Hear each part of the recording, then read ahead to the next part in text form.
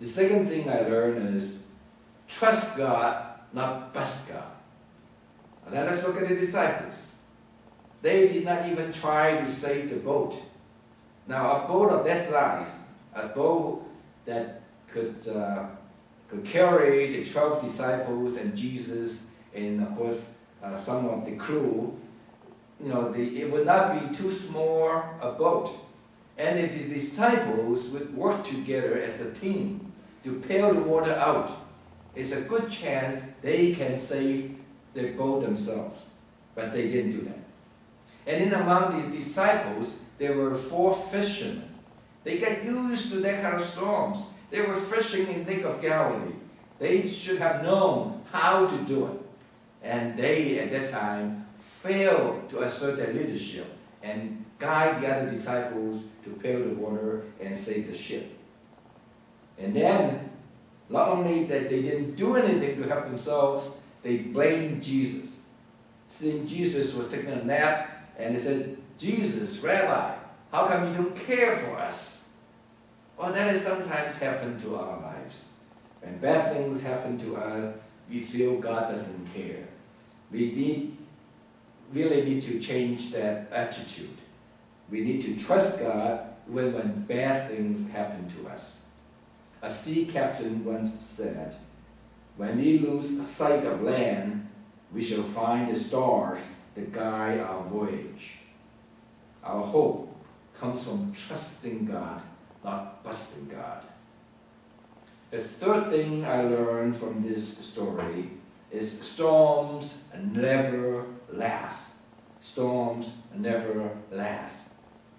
Well, of course, the most important thing for us is to have to prepare for the storms before it comes. We have to get ready to get boards and so forth. When the storm comes, we should have to board up our windows and doors, and we have to have enough water and food for the duration. And of course, we need also some batteries for our radio and so forth, and candles, just in case the electricity would go out. If we really are prepared, then we all know that storms never last.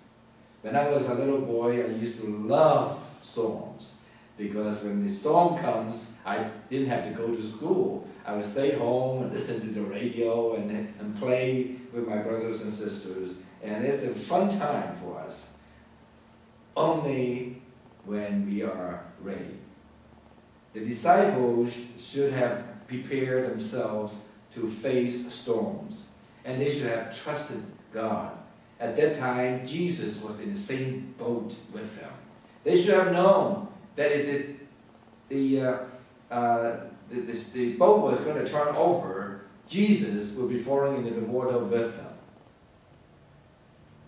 But they didn't. They didn't trust God. They didn't have the patience to wait for the storm to stop. Today, we know that storms will show God's mercy to us.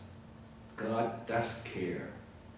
God will send angels to help, just like God is now sending us as angels to help the victims in Haiti and other big places where they have suffered big storms.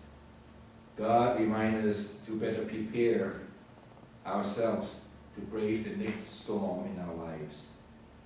And only after a storm we can see the rainbow. Only after storms in life we can gain in strength, hope, and love. Again, 3 things we learn from this story. No guess, no glory. Trust God, not bust God. Storms never last. And I repeat, storms never last. Amen.